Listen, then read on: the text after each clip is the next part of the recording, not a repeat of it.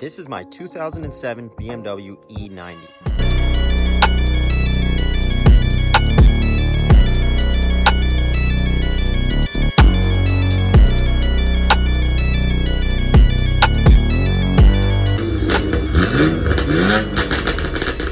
Now, you probably clicked on this video because you're wondering if these are still worth it to buy in 2025. And today, I'm going to give you a good answer to that question. But before we do that, we need to run to my storage locker because we need to reinstall the black M Sport kidney grills on my F30. Now, in my last video, we installed these fake carbon Temu kidney grills.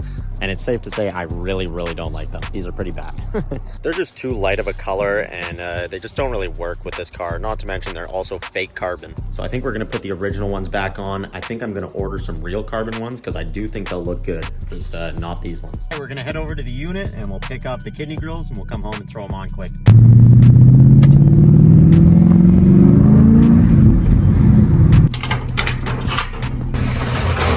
Okay, let's see here. These ones right here. Yeah, it's super obvious that these are going to look a whole lot better on the F30. All right, we'll run home quick, throw these on, and then we'll go over whether you should or should not purchase an E90 in 2025. Okay, we're back home. We got our grills, and we're going to swap them out real quick. Let's go.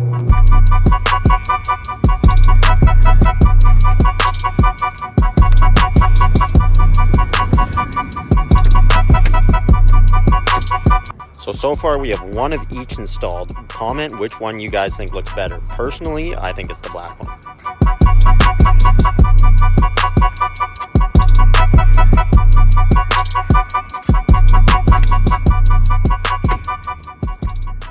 And just like that, we are done.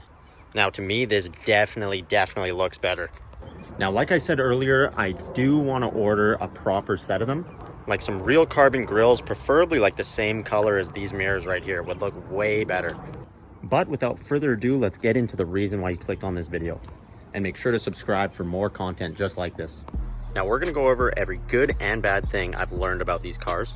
Now keep in mind, I've owned 4 of these in the last 2 years because I do really like them personally. So starting off with the exterior. Now mine, like I mentioned, is a 2007. And I would say this thing is ridiculously modern for almost being 20 years old. Especially the E92s, those are my personal favorites. Those, I mean, you can make those look brand new. I mean, from every angle, this car is so good looking. Not to mention, cosmetically, there are infinite mods you can do to this thing, and they're so easy. For example, we have my carbon lip and my carbon splitter guards. Now, these splitter guards are actually for a 2009 and up. I bought the wrong ones. I put them on anyway. I'm waiting on my proper ones to come in the mail. They'll fit way better. You know, you got the carbon mirrors, super easy install. Carbon lip looks so good on this car. You got the sequential side markers, the easiest mod you could ever do. The grills on all BMWs, not just E9, are ridiculously easy to install, as you just watched me do on the F30. Compared to, say, an Audi, where you have to take the whole front bumper off just to replace that grill. And you know, overall, these cars just look great, especially rolling down the street. Here's a clip. Now, of course, there are some flaws with the exteriors of these things. For example, you know, 20-year-old car, the paint is never going to be perfect unless it was kept perfectly maintained. My hood is a pretty bad case of this. It's super faded. Trunk is also very faded. And you know, just some more general wear along the trunk, something going on by the exhaust there. But you know, it's really not too much to complain about. Moving on, we'll get into the engine. Now, mechanically, every one of these cars I've owned has been great. It's got the classic inline 6. Now, this one's not a 335, although I have owned a few 335s, which are the twin turbo ones. And I mean, that engine speaks for itself. Yeah, it's got a lot of issues, but I mean, you can do so much with it, so much to it. It's an absolute blast. Now, a big problem with these is leaking oil and burning oil. Almost everyone I've owned has either leaked or burned a little bit of oil. Nothing too concerning, but still, you know, it's hard to avoid. Now, I've never ran into too many serious issues with these. Couple misfires here and there. Just spark plugs, pretty easy fix. Couple things like that. Nothing like the Audis I've had in the past. This one is mint, but man, let me tell you, I've had fuel injectors, head gaskets, all sorts of like major problems go wrong on Audis. But these to me are honestly just kind of like the old reliable. Not to mention, they sound phenomenal inline 6s. Roll the clip. Now, Now, I can't speak for every car, but the ones I've had have been great. And you know, if you do buy one and it sucks, it's not my fault, let me tell you. Now, moving on to the interior. I mean, for 2007, like, this is actually insane. I mean, the brown leather seats are in a world of their own. I love this color. The media system is super, super new looking. Even the steering wheel, like this does not look like a 20-year-old car to me. The wheels in like B8 Audis, Mercedes C-Class of the same year area, like those look super old to me, but this looks really good. Not to mention everything's super, super easy to retrofit from these to F30s. For example, this carbon shifter from an F30.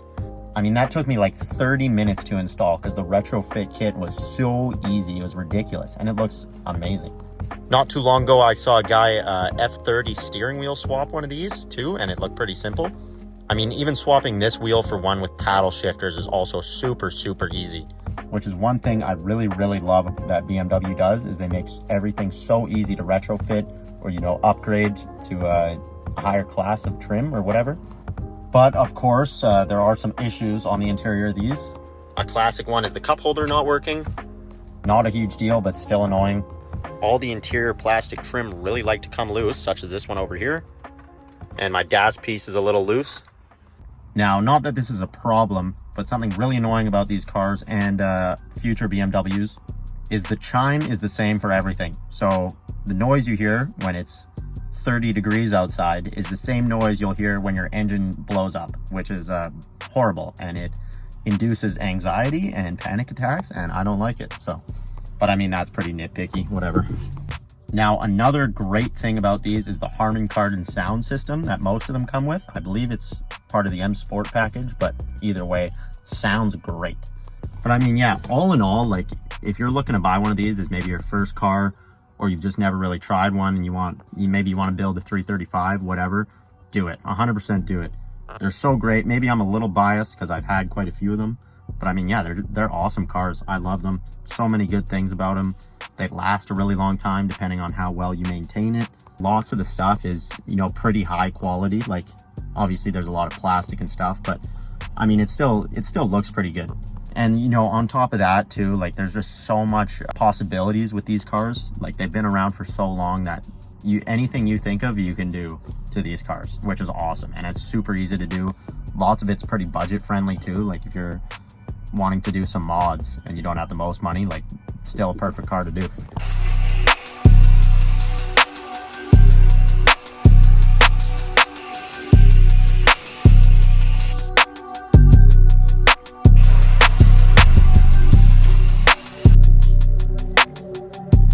Crazy how well this thing cleans up, man.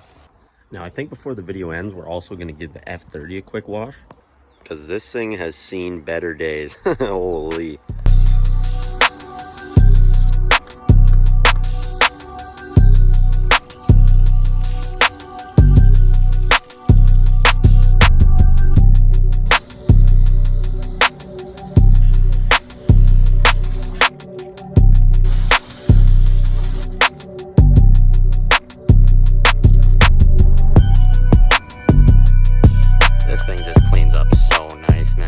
But that's going to be the end of this video. Thanks everybody for watching. I hope that this gave you a little more insight on whether you should or should not buy an E90. Personally, I think you should. Great first car, great project car. There's so many things you can do with them. And I mean, yeah, they're just good looking cars. Like, I can't think of any other 20-year-old car that looks as good and as modern as these. So yeah, with that being said, peace out.